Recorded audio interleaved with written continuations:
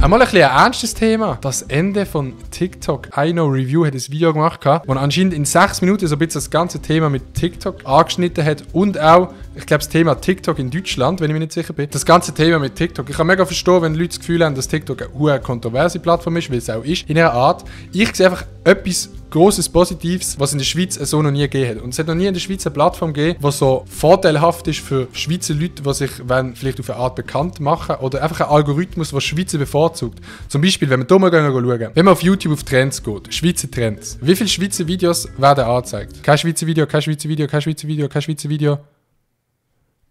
Ich sehe noch kein Schweizer Video, kein Schweizer Video, kein Schweizer Video. Ich habe die ganzen Trends auf YouTube abscrollen und man sieht keine Schweizer Videos. Und genau dort sehe ich so den Vorteil von TikTok. Und zwar ist es eine gute Plattform, die halt so wie lokal funktioniert. Und wenn du ein Schweizer bist, werden dir auch Schweizer Videos angezeigt. Das gibt es auf Insta nicht, das gibt es auf YouTube nicht. Also auf YouTube werden dir einfach Sachen angezeigt zu den Sachen, die du schaust. Das heisst, wenn jemand Schweizer schaut, dann werden dir auch Schweizer angezeigt. Aber wenn irgendjemand nicht Schweizer schaut, dann werden dir keine Schweizer angezeigt. Aber auf TikTok ist es eben anders. Auf der For You-Page kommt immer wieder ein Schweizer. Und das ist einfach eine gute Chance, um als Schweizer auf TikTok wie in Anführungszeichen gross zu werden. Und das, was auch mir passiert ist.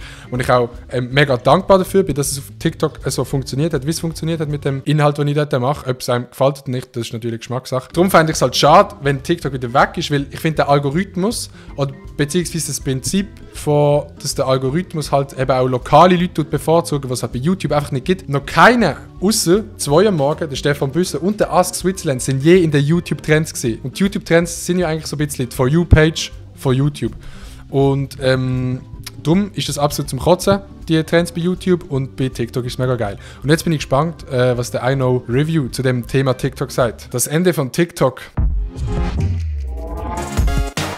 Hey Leute und willkommen zu einer kleinen Geschichtsstunde. Heute geht es um TikTok, die Auferstehung, wie sie so groß werden konnten und auch den baldigen Untergang.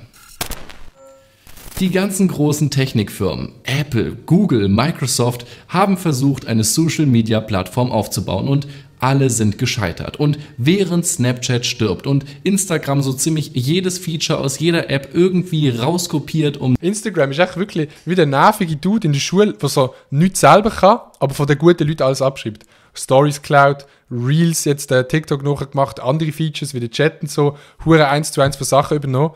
Aber TikTok kommt einfach und fickt einfach alle. Um selbst weiter bestehen zu können, kam da auf einmal TikTok mit 120 Millionen aktiven Nutzern am Tag und über 1 Milliarde App-Downloads.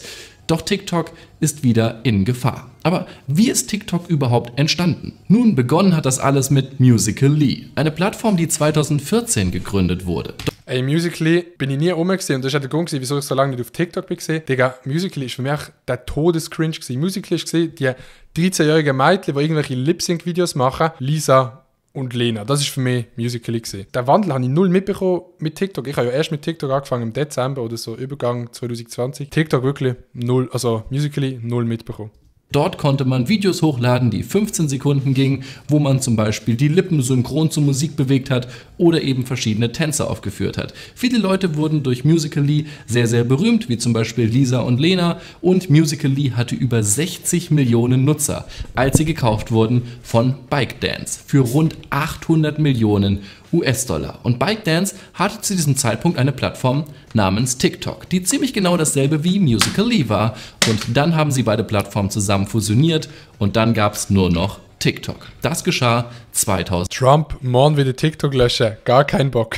2017. Seitdem hat sich TikTok ganz schön verändert. Es geht nicht mehr nur noch um Musik, sondern eigentlich um alles. Für mich ist ohne Scheiß TikTok wie Wine damals. Man wird heute auf TikTok so schnell bekannt, wie damals Logan Paul oder der Jake Paul auf Wine bekannt worden sind. Für mich ist es einfach eine Meme-Plattform. Auch wenn ich auf TikTok gehe, ich sehe so selten Dance. Ich weiß nicht, wie es bei euch ist, Chat. Seht ihr amigs Dance oder seht ihr mehr Memes? Also für mich ist TikTok einfach eine Meme-Plattform. Die Videos sind weiterhin 15 Sekunden lang und Musik hat immer noch einen großen Schwerpunkt. Inzwischen ist dort aber auch Comedy, Wissenschaftliches, Kochtipps, wirklich alles, was man sich irgendwie vorstellen kann und meistens auch ein bisschen cringe. ByteDance ist cringe auf TikTok? Habe ich noch nie gesehen. Ist dabei eine chinesische Firma, gegründet 2012, der sehr viel... Es gibt aber, glaube ich, schon wieder etwas Neues, was das gleiche ist wie TikTok. Voll. Es gibt einerseits Instagram Reels und dann gibt es Thriller. In den USA ist, glaube ich, Thriller momentan mega am gross werden. Apps und Plattformen gehören. Die meisten kennen wir hier. Ich kenne nur TikTok. Weil wir eben in Europa die ganzen Apps gar nicht haben, die in China benutzen. Aber TikTok ist eben ihr großer Erfolg und hat die Firma sehr, sehr reich gemacht. Geld verdient die Plattform über Werbung und kaufbare Emojis. Aber wie konnten sie überhaupt so berühmt werden? Der Schlüssel liegt im Algorithmus, der so gut darin ist, zu erkennen, was einen persönlich interessiert, dass für jeden TikTok anders ist. Das meine ich. Ey, ich rede mega finnisch mit dem Nati über TikTok, wenn wir uns so treffen und ich sage so, ey, kennst du den TikTok? Der hat irgendwie 6 Millionen Abos, der ist immer auf der For You-Page und sie sagt auch so, naja, den noch absolut nie gesehen. Der Algorithmus auf TikTok ist echt das andere Wild. So ein wilder Algorithmus, das eben so auf jeden angepasst ist, aber das eben so viele regionale Sachen immer wieder einbezieht. Das tut ja immer wieder so ein bisschen etwas Neues vorschlagen, aber halt hauptsächlich das zeigen, was einem gefällt. Darum finde ich es eigentlich schon spannend, der Algorithmus, was drin hat. Das heißt, wenn ihr nur Technikvideos guckt, werden euch viele Techniksachen vorgeschlagen. Wenn ihr euch nur fürs Kochen interessiert, wird euch viel davon vorgeschlagen und sie treffen auch euren genauen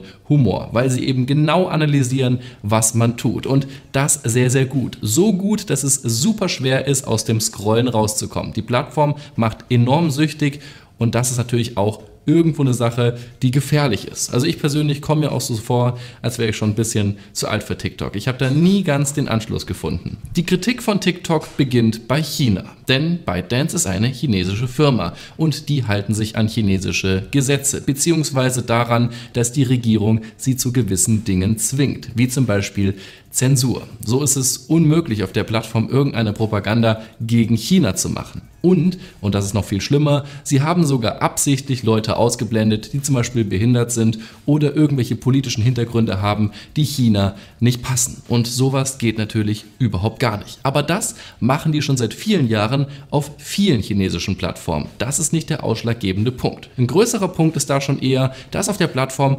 hauptsächlich Minderjährige sind, diese Plattform aber absolut untauglich für Minderjährige ist. Viele junge Mädels haben gemerkt, dass wenn sie wenig Klamotten tragen, sie mehr Likes bekommen und da hat sich das Ganze hinentwickelt und selbst Instagram sieht daneben regelrecht spießig aus. Aber auch das ist noch nicht die große Kritik, denn das große Problem, das entstand, als Indien sich entschieden hat, TikTok zu bannen.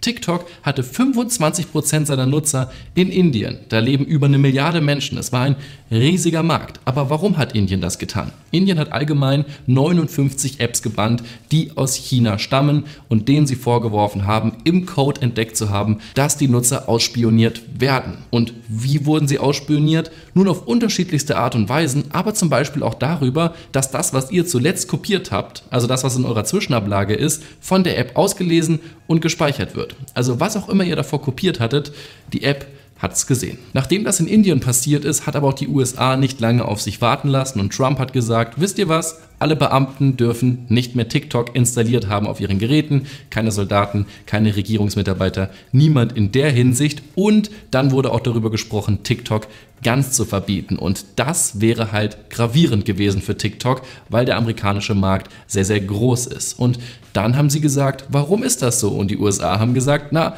weil ihr die Daten irgendwo in China habt und unsere Bürger ausspioniert und das eine soziale Sicherheitslücke darstellt.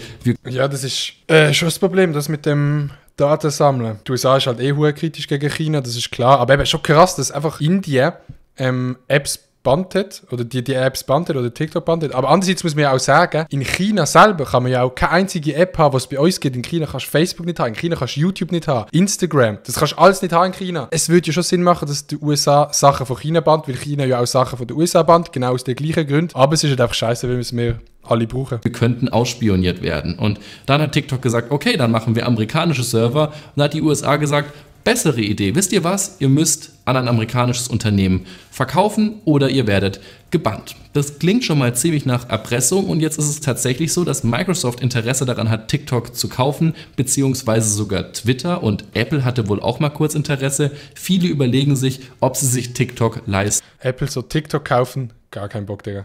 Sollen, weil die Plattform eben gerade so im Hype ist. Aber TikTok geht doch auch nicht in China, oder? Ja, das stimmt auch wieder.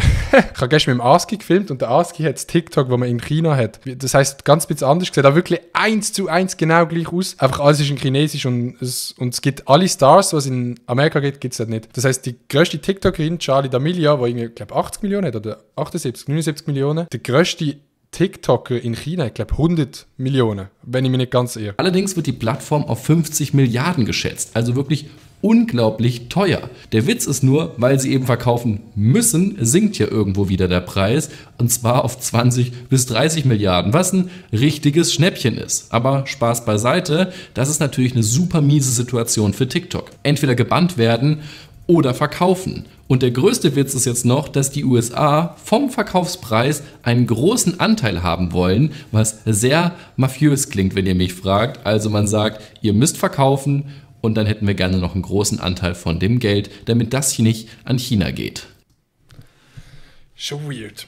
Schon ganz weird, das Ganze. Ich hoffe, dass es nicht passiert, weil ich bin mega gespannt, was die Auswirkungen wären aufs TikTok von uns. Also wenn jetzt das Band wird in Amerika, ob es dann in Europa überall bleibt. Ich nehme schon an, dass es in Europa bleibt, weil wir haben ja grundsätzlich nicht Probleme in China. Aber ob einfach wenige Leute drauf sind und ob das Ganze einfach wieder kleiner wird dann. Wenn es jetzt nicht so... Charli D'Amelio... Komm, hab doch in die Fresse. Charlie... Wie soll ich sagen? Charli D'Amelio? Charli D'Amelio? Charli D'Amelio? Wie spricht mir die aus, Digga? Verkauf kommt und TikTok chinesisch bleibt, also nicht die ganzen Nutzerdaten in die USA transferiert werden, dann ist es so, dass die natürlich versuchen werden, in Europa und so weiter stärker auszubauen.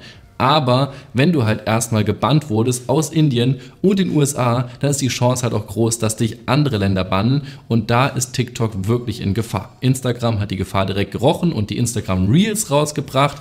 Aber nichtsdestotrotz steht TikTok jetzt sehr, sehr auf der Kippe und ist eigentlich gezwungen zu verkaufen. Aber gut, wie seht ihr das Ganze? Das war also die Geschichte von TikTok, wie sie groß wurden und wie sie vielleicht... Trump hat erfolgreich seine Wiederwahl verhindert, lul. Ich glaube nicht, ich hoffe, dass der abgewählt wird. ...untergehen werden. Ich hoffe, ihr habt was dazugelernt und dann macht's gut, bis bald. Ciao. Politikstunde mit I Know Review heute. Ich glaube, wir haben noch nie so ein politisches Video geschaut. Ich bin mega gespannt, wie es weitergeht mit TikTok. Ich hoffe, es wird nicht bannt. Ich hoffe, sie finden dort irgendeine Lösung. Ich habe das Gefühl, TikTok ist in den USA schon too big to fail. Die in der Schule aufpassen haben in der Wirtschaftsschule, die kennen das Wort too big to fail. Der Wirtschaftsboss ist am Start. Ich hoffe, dass es nicht bannt wird, aber bin gespannt auf die Zukunft, oder? Ist ja auch ein Teil von meiner Arbeit, oder? Ja. Sonst wechsle ich dann einfach auf Instagram Reels. My heart just got stuck beating.